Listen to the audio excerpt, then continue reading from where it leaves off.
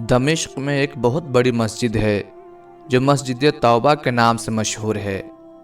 اس مسجد کا نام مسجد توبہ رکھنے کی وجہ یہ ہے کہ وہاں پہلے فحشاء اور منکرات کا مرکز تھا۔ 7ویں ہجری میں ایک مسلمان بادشاہ نے اس کو خرید کر وہاں ایک مسجد تعمیر کرائی۔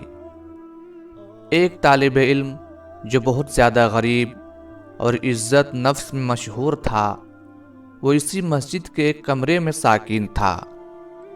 2 روز گزر چکے تھے کہ اس نے کچھ نہیں کھایا تھا اور اس کے پاس کھانے کے لیے کوئی چیز نہیں تھی اور نہ ہی کھانا خریدنے کے لیے کوئی پیسہ اس کے پاس تھا۔ تیسرے روز بھوک کی شدت سے اس نے احساس کیا کہ وہ مرنے کے قریب ہے۔ سوچنے لگا کہ اب میں اس حالت میں ہوں کہ شرعاً اس حالت میں مردار اور بقدر ضرورت چوری جائز ہے، اسی بنا پر چوری کا راستہ بہترین راہ تھی۔ یہ مسجد ایک قدیمی محلہ میں واقع ہے اور وہاں تمام مکانات قدیمی طرز پر اس طرح بنے ہوئے ہیں کہ ایک دوسرے کی چھتیں آپس میں ملی ہوئی ہیں اور چھتوں سے ہی سارے محلے میں جا سکتے ہیں۔ یہ جوان مسجد کی چھت پر گیا اور وہاں سے محلہ کے گھروں کی طرف چل دیا۔ پہلے گھر میں پہنچا تو دیکھا وہاں کچھ خواتین ہیں تو سر جھکا کے وہاں سے چلا گیا۔ بعد والے گھر میں پہنچا تو دیکھا کہ گھر خالی ہے، لیکن اس گھر سے کھانے کی خوشبو آ رہی ہے۔ بھوک کی شدت میں جب کھانے کی خوشبو اس کے دماغ میں پہنچی تو مقناطیس کی مانند اس کو اپنی طرف کھینچ لیا۔ یہ مکان 1 منزل تھا، چھت سے بالکونی اور پھر وہاں سے صحن میں کود گیا۔ فوراً باورچی خانے میں پہنچا، پتیلی کا ڈھکن اٹھایا تو اس میں بھرے ہوئے بینگن کا سالن تھا۔ ایک بینگن اٹھایا، بھوک کی شدت سے سالن کے گرم ہونے کی پرواہ بھی نہ کی۔ بینگن کو دانتوں سے کاٹا اور جیسے ہی نگلنا چاہا تو اسی وقت عقل اپنی جگہ واپس آ گئی اور اس کا ایمان جاگ گیا۔ اپنے آپ سے کہنے لگا، اللہ کی پناہ، میں طالب علم ہوں، لوگوں کے گھر میں گھسوں اور چوری کروں۔ اپنے اس فعل پر شرم آ گئی، پشیمان ہوا اور استغفار کیا اور پھر بینگن کو واپس پتیلی میں رکھ دیا اور جیسے آیا تھا ویسے ہی واپس لوٹ گیا اور مسجد میں داخل ہو کر شیخ کے حلقہ درس میں حاضر ہوا۔ بھوک کی شدت سے سمجھ نہیں پا رہا تھا کہ شیخ کیا درس دے رہے ہیں۔ جب شیخ درس سے فارغ ہوئے اور لوگ بھی متفرق ہو گئے تو ایک خاتون مکمل حجاب میں وہاں آئی۔ شیخ سے کچھ گفتگو کی اور وہ طالب علم ان دونوں کی گفتگو نہیں سمجھ سکا۔ شیخ اپنے اطراف میں نگاہ کی تو اس طالب علم کے سوا کسی کو وہاں نہ پایا، تو اس کو آواز دی اور کہا، تم شادی شدہ ہو؟ جوان نے کہا نہیں۔ شیخ نے کہا، تم شادی نہیں کرنا چاہتے؟ جوان خاموش رہ گیا۔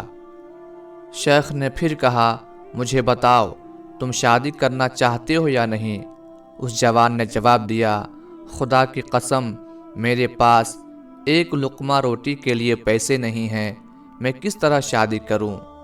شیخ نے کہا، یہ خاتون آئی ہے، اس نے مجھے بتایا کہ اس کا شوہر وفات پا گیا ہے اور اس شہر میں بے کس ہے اور اس کا دنیا میں سوائے ایک ضعیف چچا کے کوئی عزیز و رشتہ دار نہیں ہے۔ اپنے چچا کو یہ اپنے ساتھ لے کر آئی ہے اور وہ اس وقت اس مسجد کے ایک گوشہ میں بیٹھا ہوا ہے اور اس خاتون کو اس کے شوہر سے گھر اور مال ارث میں ملا ہے۔ اب یہ آئی ہے اور ایسے مرد سے شادی کرنا چاہتی ہے جو شرعاً اس کا شوہر اور اس کا سرپرست ہو، تاکہ تنہائی اور بد نیت انسانوں سے محفوظ رہے۔ کیا تم اس سے شادی کرو گے؟ جوان نے کہا ہاں، اور پھر اس خاتون سے پوچھا کہ تم اس کو اپنے شوہر کے طور پر قبول کرتی ہو؟ اس نے بھی مثبت جواب دیا۔ شیخ نے اس خاتون کے چچا اور 2 گواہوں کو بلا کر ان دونوں کا نکاح پڑھ دیا اور اس طالب علم کے بجائے خود اس خاتون کا مہر ادا کیا۔ اور اس خاتون سے کہا اپنے شوہر کا ہاتھ تھام لو۔ اس نے ہاتھ تھاما اور اپنے گھر کی طرف اپنے شوہر کی رہنمائی کی۔ جب گھر میں داخل ہوئی تو اپنے چہرے سے نقاب ہٹا دیا۔ وہ جوان اپنی زوجہ کے حسن و جمال سے مبہوت ہو گیا، اور جب اس گھر کی طرف متوجہ ہوا تو دیکھا کہ وہی گھر ہے جس میں وہ داخل ہوا تھا۔ زوجہ نے شوہر سے پوچھا کہ تمہیں کچھ کھانے کے لیے لے آؤں؟ کہا ہاں۔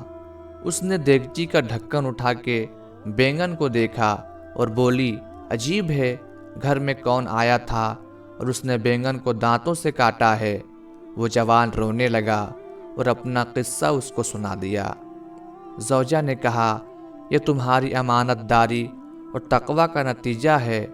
تم نے حرام بینگن کھانے سے اجتناب کیا تو اللہ تعالیٰ نے سارا گھر اور گھر کی مالکہ کو حلال طریقے سے تمہیں دے دیا۔ اس حکایت سے یہ سبق حاصل ہوتا ہے کہ ہر حال میں حرام سے بچنا چاہیے، وہ بھی صرف اللہ تعالیٰ کی رضامندی کی خاطر۔ پھر دیکھیں اللہ تعالیٰ کیسے کیسے بہترین انعامات سے نوازتا ہے۔ اللہ تعالیٰ ہم سب کو حرام کاری اور حرام خوری سے مکمل اجتناب کرنے کی توفیق عطا فرمائے۔